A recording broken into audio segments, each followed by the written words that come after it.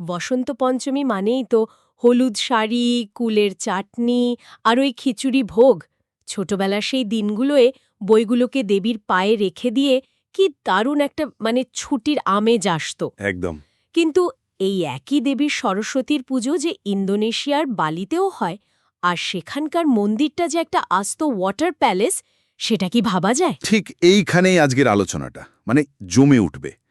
একই দেবী, কিন্তু তার আরাধনার কত ভিন্ন রূপ।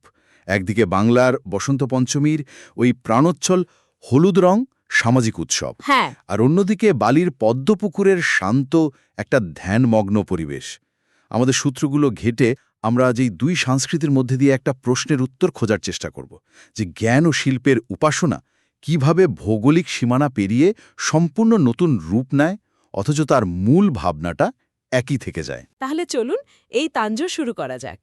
দেখব কিভাবে জ্ঞানের এই দেবী কোথাও নদীর মতো বহমান, কোথাও উৎসবের রঙে রঙিন, আবার কোথাও স্থাপত্যের নিস্তব্ধতায় বিরাজ করছেন। প্রথমেই একেবারে গোড়ার কথায় আসি। কে এই দেবী সরস্বতী?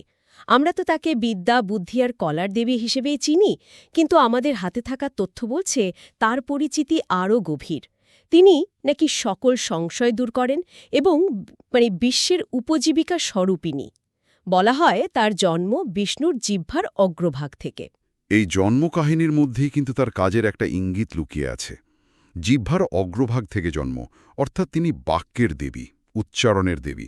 আবার ব্রহ্মাণ্ড পুরাণ অনুযায়ী তার জন্ম ব্রহ্মার মন থেকেও হয়েছিল। ও আচ্ছা। সৃষ্টির পর ব্রহ্মা তাকে সমস্ত প্রাণীর জিহ্বার অগ্রভাগে বাস করার দায়িত্ব দেন। তাই তো আমরা কথায় কথায় বলি, তোমার জিভে সরস্বতী বাস করুক। ঠিক ঠিক। নামের মধ্যেও একটা সুন্দর অর্থ আছে। সরস মানে প্রবাহ, আর বতী মানে নারী বা অধিকারিণী।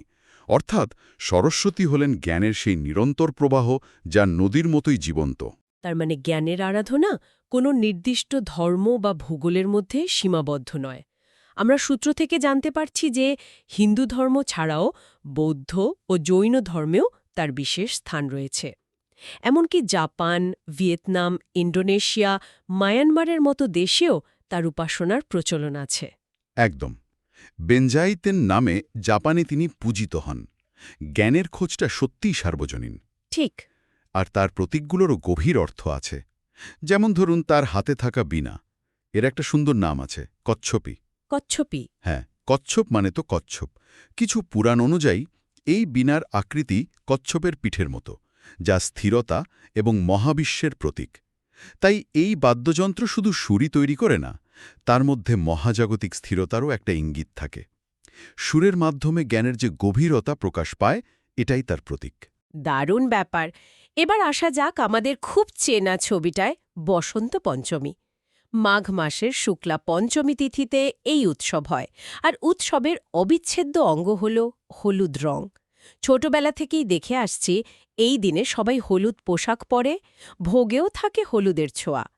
এই হলুদ রঙের ব্যাপারটা ঠিক কি? এটার একটা বহুমাত্রিক তাৎপর্য আছে। প্রথমত, বসন্ত ঋতুর রঙই তো হলুদ। এই সময়ে সরিষা ক্ষেত ফুলে ফুলে ভরে যায়, প্রকৃতি এক নতুন প্রাণ ফিরে পায়। হলুদ রং সেই সমৃদ্ধি, ইতিবাচকতা আর নতুন শুরুর প্রতীক। দ্বিতীয়ত, আধ্যাত্মিক দিক থেকে দেখলে হলুদ হল জ্ঞান, প্রজ্ঞা এবং শিক্ষার রং। আমাদের শরীরের শক্তিচক্রের মধ্যে মণিপুর চক্রের রঙও হলুদ, যা আত্মবিশ্বাস ও বুদ্ধিমত্তার কেন্দ্র। তাই দেবী সরস্বতীর আরাধনায় এই রঙের ব্যবহার খুবই প্রতীকী। আর পশ্চিমবঙ্গে ছাত্রছাত্রীদের কাছে তো এই দিনটা একটা বিরাট ব্যাপার। বই, খাতা, কলম, পেন্সিল বক্স থেকে শুরু করে আজকের দিনে ল্যাপটপ, গিটার সবকিছু দেবীর পায়ে অর্পণ করা হয় আশীর্বাদের জন্য। কিন্তু সবচেয়ে মজার ব্যাপার হলো, জ্ঞানের দেবীর পুজোর দিনেই পড়াশোনা বন্ধ। এটা বেশ অদ্ভুত না? প্রথম দৃষ্টিতে অদ্ভুত মনেও হলেও এর একটা গভীর তাৎপর্য আছে। এটা আসলে জ্ঞান অর্জনের উপকরণগুলোকে, যেমন বই, খাতা, কলম, সম্মান জানানোর দিন। আচ্ছা। আমরা যে যন্ত্রগুলো ব্যবহার করে জ্ঞান অর্জন করি, সেগুলোর প্রতি কৃতজ্ঞতা প্রকাশ করি। এটা একটা প্রতীকী বিরতি, যেখানে আমরা যন্ত্রকে বিশ্রাম দিয়ে যন্ত্রীর প্রতি শ্রদ্ধা জানাই। অনেকটা কারিগররা যেমন বিশ্বকর্মা পুজোর দিনে নিজেদের যন্ত্রপাতি ব্যবহার করেন না, সেরকমই আর কি। এই দিনেই তো আবার অনেক শিশুর পড়াশোনার জগতে প্রথম পা রাখা হয়, ওই যে হাতে খড়ি বা অক্ষরাভ্যাসম। একদম। এটা একটা অসাধারণ সুন্দর প্রথা। শিশুদের প্রথম অক্ষর চেনানো হয়, স্লেটে খড়িমাটি দিয়ে দেবীর নাম বা অ আ ক খ লিখে তাদের শিক্ষা জীবনের সূচনা করা হয়। এটা শুধু একটা অনুষ্ঠান নয়, এটা জ্ঞানার্জনের যাত্রাকে দেবীর আশীর্বাদ নিয়ে শুরু করার একটা পবিত্র মুহূর্ত। ঠিক। আর এর সঙ্গে জড়িয়ে আছে আর একটা বিশেষ বাঙালি প্রথা, গোটা সেদ্ধ।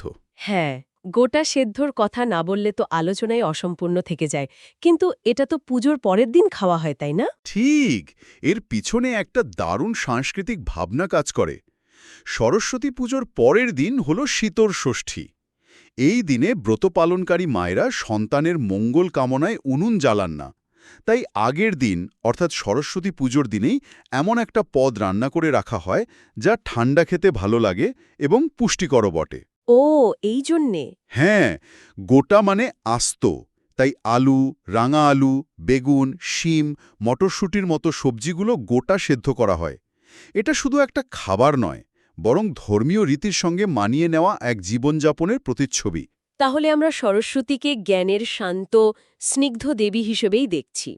কিন্তু আমাদের সূত্রগুলো বলছে তার আর একটা পরিচয়ও ছিল, এক প্রবল বেগবতী নদী হিসেবে। আর এই নদী রূপের জন্যই একবার গণেশের সাথে তার সংঘাত বেঁধেছিল, যেটা জ্ঞানের প্রবাহকে এক অন্য আঙ্গিকে দেখতে সাহায্য করে। হ্যাঁ, কাহিনীটি বেশ আকর্ষণীয়। ঘটনাটি ঘটেছিল বদ্রীনাথের কাছে ভীমপুরে। সেখানে মহর্ষি ব্যাস মহাভারত রচনা করছিলেন, আর স্বয়ং গণেশ তা লিখছিলেন। হ্যাঁ। পাশ দিয়েই বয়ে যাচ্ছিল সরস্বতী নদী, ভীষণ তার গর্জন। নদীর কলকর শব্দের জন্য গণেশ ঋষি ব্যাসের শ্লোক ঠিকমতো শুনতে পারছিলেন না, ফলে তার লিখতে অসুবিধা হচ্ছিল। ভাবা যায়, মনে হচ্ছে যেন একটা গুরুত্বপূর্ণ জুম কলের সময় পাশের বাড়ি থেকে ড্রিলিংয়ের শব্দ আসছে। গণেশেরও হয়তো কিছুটা তেমনই লেগেছিল। একদম ঠিক তুলনা। গণেশ বারবার অনুরোধ করা সত্ত্বেও সরস্বতী নদীর প্রবাহের শব্দ কমেনি। এতে তিনি এতটাই ক্রুদ্ধ হন যে সরস্বতীকে অভিশাপ দেন, তোমার প্রবাহ আর কেউ দেখতে পাবে না, তুমি পৃথিবীর অভ্যন্তরে বিলীন হয়ে যাবে। সর্বনাশ। সূত্র অনুযায়ী এই অভিশাপের ফলেই সরস্বতী নদী অন্তঃসলীলা হয়ে যায়। প্রায় ৪,০০০ বছর আগেও নাকি এই নদী দৃশ্যমান ছিল, কিন্তু এখন তা ভূগর্ভে বিলীন। জ্ঞানের প্রবাহ যে সবসময় শান্ত হয় না, তা কখনো কখনো সংঘাতেরও জন্ম দিতে পারে, এই কাহিনীটা যেন তারই প্রতীক। তাহলে পশ্চিমবঙ্গে আমরা দেখছি জ্ঞানের আরাধনা মিশে গেছে ঋতুচক্র, সামাজিক উৎসব আর খাবারের সঙ্গে। কিন্তু এই একই দেবীর উপাসনা যখন সম্পূর্ণ ভিন্ন এক সংস্কৃতিতে হয়, তখন তার প্রকাশটা কেমন হয়? আমাদের সূত্রগুলো আমাদের ইন্দোনেশিয়ার বালিতে নিয়ে যাচ্ছে, যেখানে দেবী সরস্বতীর মন্দিরটা ঠিক উৎসবের জায়গা নয়, বরং স্থাপত্য আর প্রকৃতির এক অপূর্ব মেলবন্ধন। ঠিক তাই। আমরা কথা বলছি পুরাতমন সরস্বতী বা উবুদ ওয়াটার প্যালেসের ব্যাপারে। ১৯৫১-৫২ সালে তৈরি এই মন্দিরটি জ্ঞানের দেবীর প্রতি বালির মানুষের শ্রদ্ধার এক জীবন্ত নিদর্শন। উবুদের রাজপুত্র এর নির্মাণের দায়িত্ব দেন, আর নকশা করেন কিংবদন্তি বালি স্থাপত্যি আই গুস্তি নোমান ল্যাম্পাদ। ওয়াও! মন্দিরের সবচেয়ে আকর্ষণীয় বৈশিষ্ট্য হল এর বিশাল পদ্মপুকুর আর চারপাশে জল বাগান। এখানে এলে মনে হয় জ্ঞান যেন জলের মতনই শান্ত আর পদ্মের মতনই পবিত্র। আমি পড়ছিলাম যে মন্দিরটি নাকি ধ্রুপদী বালি স্থাপত্যের এক দারুণ উদাহরণ, যা ত্রিমণ্ডল দর্শন অনুযায়ী তৈরি। এই ত্রিমণ্ডল ধারণাটা ঠিক কি? এটা কি শুধু একটা স্থাপত্যের নকশা? এটা শুধু নকশা নয়, এটা অনেকটা একটা আধ্যাত্মিক যাত্রার মতো। বালি স্থাপত্যের এই মূলনীতি অনুযায়ী পবিত্র স্থানকে ৩টে অঞ্চলে ভাগ করা হয়। আপনি যখন মন্দিরে প্রবেশ করছেন, তখন আপনি নিস্ত মণ্ডলে আছেন। এটা বাইরের সাধারণ জাগতিক এলাকা, যেখানে ওই বিখ্যাত পদ্মপুকুরটা রয়েছে। আচ্ছা। এরপর পাথরের গেট পেরিয়ে আপনি মধ্যমণ্ডলে প্রবেশ করেন, যা জাগতিক এবং পবিত্রের মাঝামাঝি একটা স্তর। সবশেষে আপনি পৌঁছন উত্তম মণ্ডলে, যা ঈশ্বরের আপন ঘর, সবচেয়ে পবিত্র স্থান। তার মানে স্থাপত্যের মাধ্যমে দর্শনার্থীকে ধীরে ধীরে জাগতিক কোলাহল থেকে পবিত্রতার গভীরে নিয়ে যাওয়ার এটাই একটা উপায়। একদম। আমি মন্দিরের ছবিতে দেখেছি ঢোকার পথে একটা দেওয়ালের মতো আছে, যেটা সোজা রাস্তাকে আটকে দেয়। ওটার কি কোনো বিশেষ কারণ আছে? আছে, ওটাকে বলে আলিং আলিং। বালির মানুষের বিশ্বাস, অশুভ আত্মারা কেবল সোজা পথেই চলতে পারে, বাঁক নিতে পারে না। কি অদ্ভুত! হ্যাঁ, তাই মন্দিরের প্রবেশপথে এই প্রাচীরটা তৈরি করা হয়, যাতে দর্শনার্থীকে পাশ কাটিয়ে ভেতরে ঢুকতে হয়। এতে অশুভ আত্মারা পথভ্রষ্ট হয় এবং মন্দিরের পবিত্রতা রক্ষা পায়। ওই প্রাচীরের পেছনেই আবার রাক্ষস জেরো গ্যাধে মেকালিংয়ের ৩ মিটার লম্বা একটি মূর্তি আছে, যা অশুভ শক্তিকে ভয়ে দেখায়। দারুণ ব্যাপার তো। আমি ভাবছিলাম, একজন সাধারণ পর্যটক হিসেবে যদি আমি ওই মন্দিরে যাই, তাহলে ওই সবচেয়ে পবিত্র অংশ উত্তম মণ্ডল পর্যন্ত কি যেতে পারব? ওটা ঠিক কাদের জন্য সংরক্ষিত, আর সেখানে কি আছে? না, উত্তম মণ্ডল সাধারণ পর্যটকদের জন্য নয়, ওটা শুধুমাত্র পুরোহিত এবং প্রার্থনার জন্যই সংরক্ষিত। ওই অংশে রয়েছে পদ্মাসন বেদী। পদ্মাসন? হ্যাঁ, এটি হল একটি পদ্মের আকারের পাথরের সিংহাসন, যা সর্বোচ্চ দেবতার জন্য উৎসর্গীকৃত। এই বেদির ভিত্তি তৈরি হয়েছে মহাজাগতিক কচ্ছপ এবং নাগ বা সাপের ভাস্কর্য দিয়ে, যা বালির পৌরাণিক বিশ্বাস অনুযায়ী পৃথিবীকে ধারণ করে আছে। স্থাপত্যের প্রতিটি উপাদানের মধ্যে গভীর পৌরাণিক ও আধ্যাত্মিক ভাবনা লুকিয়ে আছে। তাহলে বর্তমানে মন্দিরটার ভূমিকা কি?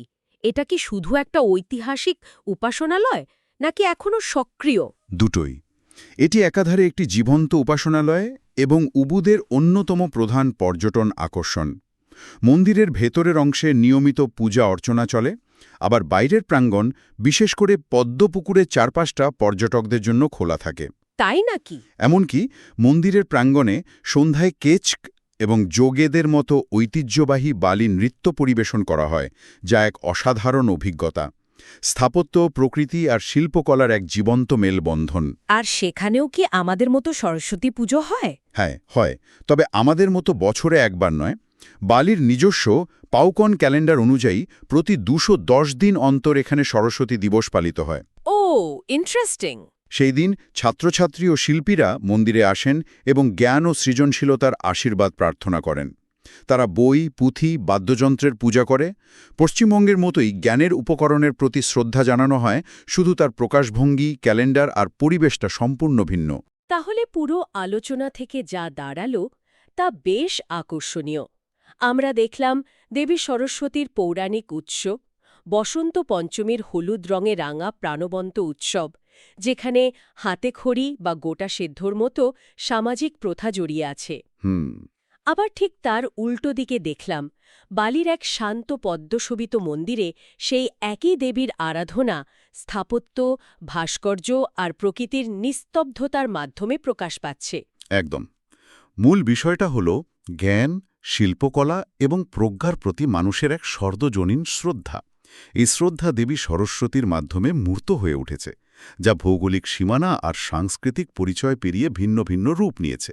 পশ্চিমবঙ্গে তা প্রকাশিত হয় উৎসবের সামাজিকতায় ও প্রাণবন্ততায়, আর বালিতে তা প্রকাশিত হয় স্থাপত্যের গাম্ভীর্য এবং প্রকৃতির সঙ্গে মেলবন্ধনের মাধ্যমে।